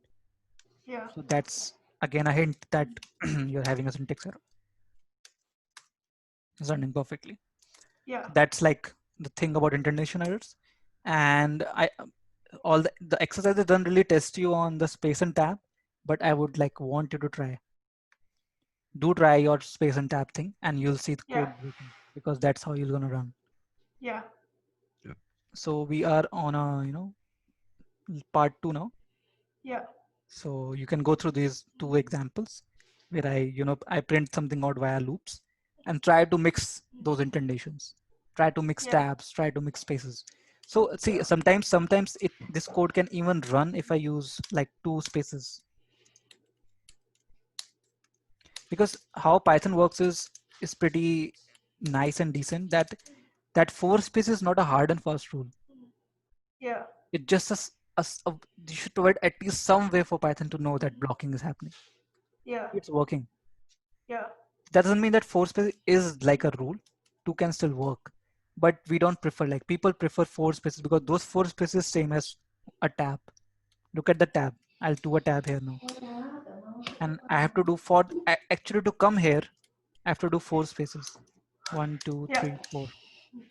That's why it's called one tab 4 space. Yeah. But you can still do with 2 spaces. That's not a problem. But the thing is, like, it's up to you what you want to decide. I personally prefer tab because it's clean. It's just one jump and bam. Yeah. You don't have to do it 2 times, 3 Like times, 4 I have to do times. 4 times. It's very bad. I never liked. I'm in the tab army basically. Yeah. But there are people out there which will argue and fight with you. Yeah. That dude, like space is better. This is better. That is better. That's like their personal opinion. But you can pull out those Reddits and all. There's a whole world out there just fighting on that. Yeah. So that's the first part, looping through those lists and avoiding indentation errors. So I merged both here. Yeah. And just rename it plus indentation. Now let's go to the next part, which is making numerical lists. So whatever we have seen yet, those are just string lists, right? We have never seen numbers, right? Yeah. So now we'll start seeing some numbers, and let's try to finish this one so that you will have few more exercises to try. Yeah. So let's call this 0 to numerical lists. So in this, because you already have the flavor of list, so we won't be using like a new functions. We'll just use something called range. Range. Yeah. Yeah. So because I already told you it's a function, so it's definitely going to work like this, right? It has to work like this. Now, as soon as I say that it's going to work like this, you will ask that what is the parameter? What is the those parameters? What is there to pass inside range? So again, there's one way to you can go to documentation, and you can find all those properties that this function support. And right now, I'll go through those properties one by one. So one way to go through the range. Range is something which can give you, it basically can help you to generate a list of numbers. It's a kind of sequence. So what I say is range 1, start from 1, go to 5. Okay. Yeah. And because it's a range, so I can go through the for loop of range. So for value in range 1 to 5, and I have intended by a tab, I'll just print a value. Just 1, 2, 3, 4. Yeah. Now that's something you then instantly see that the 5 is not printed, right? It just prints from 1 to 4. So that means range goes from min to max plus 1. Yeah. Right? If I want to print 5, then I have to make it 6. Yeah. Right? Yeah. So that's the range function. That's how you go through range. And how it works is every time it goes to range, then it's a new number to print. Yeah. Then it goes back, it gives you a new number, it goes back, gives you a new number. So that's a range function. The thing to look out here is the last value is not inclusive. Right? Okay, so now we'll use range to do a lot of to make list of numbers. Yeah. Right? You use this list. So we are not right now not making a list. Now let's make a list of this. So it's very easy to make a list.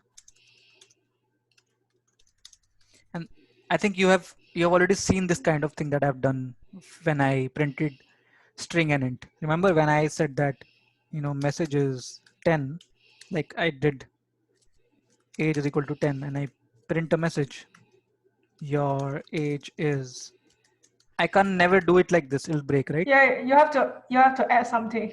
Yeah, you have to convert it into a string, Yeah. right? You have seen that.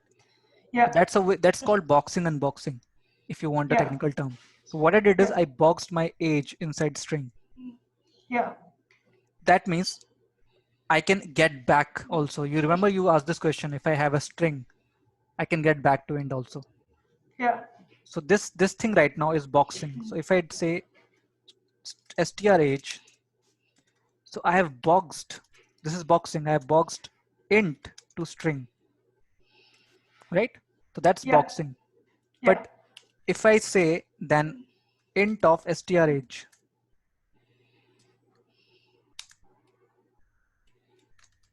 that'll become unboxing, right? Yeah. Because this time I am getting back my int. So that was the boxing unboxing concept we saw previously also. Yeah. So I'll use the same to make list. Boxing, unboxing, right? Yeah. Now I'll use the same concept to make list. So what I'll do is I want to make a list of 1 to 10, 1 to 6. Let's make list of 1 to 5. So I know that's range 1 to 6 because I want to include 5, right? Yeah. And I can box it like this. So that's like numbers. And I can print it. You got what I did? Yeah.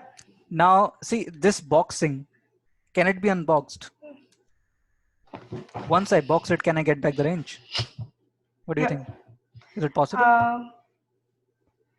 Can you repeat the question again? Yes. So yeah, when we did the age to string, I was able to get back age. I was able to do Yeah. unboxing, right? Yeah. Now can I do? Did a boxing here. I convert range to a list. Can I get back range? Can I do unboxing? I'm not sure, but I don't think so. Like if I am new to Python, I'll feel like it's weird. Yeah. How will I convert back a range object from a list? So if I take a type of this, you'll see the type is a new class altogether. Yeah. If I take a type of range, it's like a new class, right? See, it's Yeah. range. You have never seen range. Now you're seeing range. Yeah. And basically what you're doing here, you're converting into numbers. So basically what you're doing is you're making the class of list. Now what you're saying is let's get back the range. So clearly if I do like this, it becomes its function, right? Yeah. So definitely unboxing not possible. Yeah. Because this guy becomes a function then. It's actually a function. How will I use it like this? True. So clearly unboxing not possible. So what I want to say here is not everything can be unboxed. Yeah. You can box something, but it's not like character set, it'll always be unboxed. Yeah. True. So that's what I want to point out here. And now you see a new class called range. Yeah. So that's how I can create a list of numbers. Now you see if I print it out, just a list from 1 to 4. I can just make it 1 to 11, it prints 1 to 10. Yeah. That's like a simple 1 to 10 numbers. Yeah. Now let's print even numbers. Let's make it more better. So I'll just print it one line so that you start seeing more compact code. So what I'll say is range, I want to print even number from 1 to 10. Okay. Yeah. So clearly 1 is not an even number. Yeah. 1 is not an even number. So I have to start with 2, right? Yeah. And 10 is definitely an even number. Yeah. So I should go to 11 at least. Yeah. And I want to jump 2. So that's how you define the third parameter, the step. Yeah. So if I print it out, I'll just say list and say it's just one line of code. And that's 2, 4, 6, 8, 10. Ooh, okay. That's incredible. You like it? Yeah. Interesting, right? Yeah. So that's how I print a even number from 1 to 10. That's Yeah. third parameter is jumping. So if I make it 3, it jumps 3 times, 2, 5, 8. Yeah. I definitely don't want to jump 3, so I'll make it 2. But now what I've done is I've made this range, boxed it inside list and print it in front of you. Yeah. That's like a pretty solid encapsulation of 3 functions in one go. Right? Yeah. Now let's do something more nicer. Let's print squares from 1 to 10. Now I'll do this because see, square is can't be stepped. How will you say 2 to 4 to 8? It's not possible, right? Yeah, you can't do that. I can do the stepping, so obviously it's not possible. But what I can do is I can say squares. Let's create new list, and you'll start seeing more codes now. I'll say for value in range 1 to 11 because I want to go through 1 to 10 numbers, right? Yeah. I'll get values, and I'll say square is. Do you remember the operator? How we Oh can yeah. Yeah, remember it? yeah, yeah. Yeah. So Times what? times like Yeah, two stars. exactly. So that's how Yeah. I put a square, right? Yeah. That's nice. You remember. And now I want to add this inside my list. Which function should I use? We just Um. now I want to add new elements inside list, right? Yeah. Do you remember the function? We just use in the like morning. You remember this? Let me open it. Something called append, Yeah. Pen. right? Yeah. Now you see how things are because this is a list. Everything is falling in one place now. So Yeah. I'll say squares dot append, and I add the square. Make sense? What I did here? Yeah. So now this list will have 10 numbers. It'll go one by one. It'll get one value, do a square, edit. One value, do a square, edit. Oh, okay. You like how lists are like looking pretty neat now? Yeah. They become very helpful now. I can collect some items here. And now if I print it out, I'll get squares. Yeah. Wow. Wow, wow, wow. Though so that's we merged two concepts here. We used this operator, we used for, we used range, and we use append. And see Yeah. what this is 4 lines of code. And it's extremely powerful. Yes. And you'll see me converting this code into one line. Yeah. How I'll do create you? this whole code in one line. And Yeah. it's mind blowing. Like list comprehension is the concept, and we'll be looking at that maybe next time. Yeah. Not right now. Where's this comprehensions? Maybe today only. Let's see. But we Yeah. are definitely at squares, and we'll convert this Yeah. into one line, and you'll be surprised how I do that. Yeah. So before I go to that, let's look at some few statistics that I can get. So like I can even reduce this code more. So you can see that there's no need for creating a new square, right? Yeah. I can just comment this out, and I can say value 2, right? I can do that. Why there's no what's the point of creating a new variable here? Yeah. So that is also possible, and it's gonna work perfectly. So I have reduced my 4 lines of code to 3 lines now, Yeah. but I can't do more than this as of now. Yeah. We'll look at that. So Okay. let's comment the squares out. Let's go to some statistics, and then we'll come back to this code again. So statistics, basically we have certain functions that can, that are provided inside list. Not Yeah. list as in provided over list. So you can say there's a min, max, and sum function. And these are methods, so they are definitely, we never saw them inside list, right? Remember? Yeah. So they are definitely not here. That means they will be coming from outside. Yeah. So you can imagine if I use digits is 1, 2, 7, 8, 9, 0. Now if I do a min of digits, it's just that easy, right? Yeah. Minimum of digits, it's going to give me minimum 0 because 0 is minimum. Yeah. You can understand that why I don't want to mix string with list of numbers.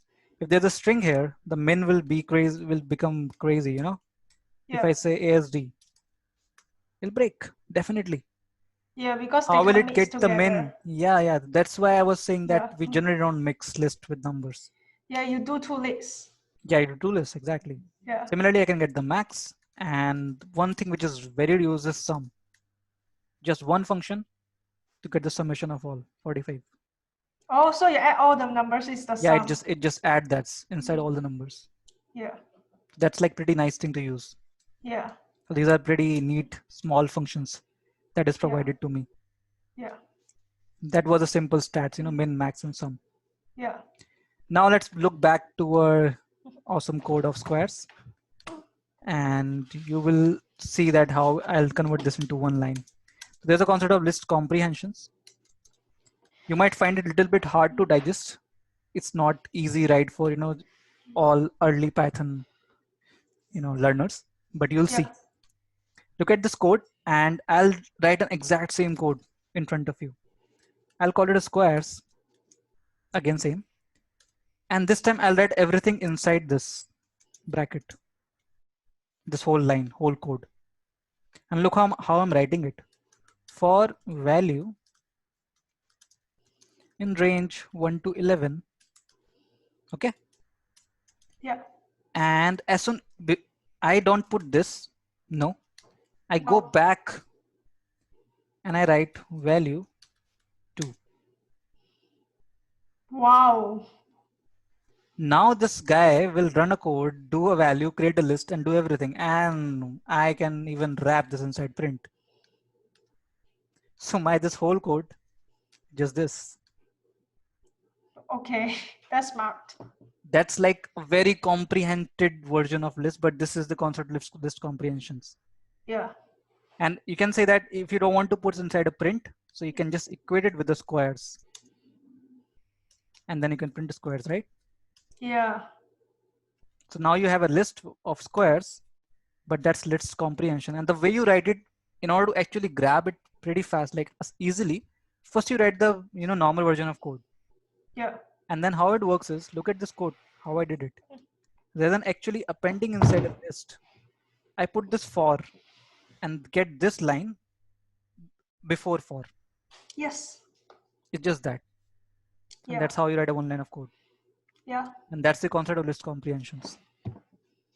And you can do a lot in list comprehension, like crazy. So that's like initial start that I just want to push it out there. We're looking a lot of comprehension statement. This is like a whole new world of Python. But you see, I have like reduced these 5 lines into one line. Yeah. So that's the concept of list comprehensions. And that's basically the part of making numerical lists. So now I have 7 exercises, and everything will test you on this whole concept. Yeah. Like counting to 20, making 1 million, summing up a million. 1 million. 1 million. Yeah. How So much? Okay. Yeah, definitely. So I mentioned this Yeah. part. If your output is taking too long, you can put Control C and stop. Yeah, because Yeah, it depends on your computer. it's definitely. But you should Yeah. know how Yeah. Python works. So that's why I want to emphasize Yeah. on. Yeah. Like I'll be curious to try at least one time, because Yeah. if I'm working on for, I'll definitely Yeah. want to see how for works in like a very huge number. Yeah. If like something is very stuck, then you can always put Control C. Yeah. So that is something you should try. And then summing up a million, let's see how fast your computer do. How fast Yeah. summation function is written, because it's very fast. I have a question. Yeah. It will say something on the output like 0.1 seconds, something like that, right? Yeah, definitely. It shows me that. Yeah. So it'll show you for that something on the Genie also. Yeah. On these functions, you see this sum, min, and max. These are the best algorithms out there. Yeah. So they use the best complexity. So it's not like the sum operation is doing very slow. It's written on the best algorithm. So that function is very well written. Yeah. It'll be surprisingly fast. You'll see. Similarly, you have to work on odd numbers. You have to work on threes. You have to work on cubes, and then later on you can try cube comprehension. Yeah. To get a hang of comprehension syntax. Yeah. So all these will test you out on all the things that I said in like 10-15 minutes. It'll be very nice way to get comfortable with numerical lists. Yeah. Okay. Okay. So we can stop here. Then going to next topic. Slicing will be like a whole new zone. Yeah. But definitely you have like few things to work here today this time. So you have 10 exercises here, and I think 9 here. Yeah. But I can work on that. Yeah. But definitely see, even if you're not able to wrap up by time, I probably think that you will, because it's just 1-2 lines of code max. Yeah. But if you're not able to do that, that's not an issue, because you after Saturday you still have 3 days: Monday, Sunday, Monday, Tuesday. Yeah. Another time you can cover up all different exercises in one go. Yeah. But what important is you at least look out, like at least try the code that I have written. Yeah, I try every code. Yeah, so that's how you understand what I did, what I said. Then you can then your exercise becomes quite easy. Yeah. It might be a little bit complicated to work on exercises. Yeah. Okay. Okay. So great. Then I think we can stop here. Yeah. I'll just stop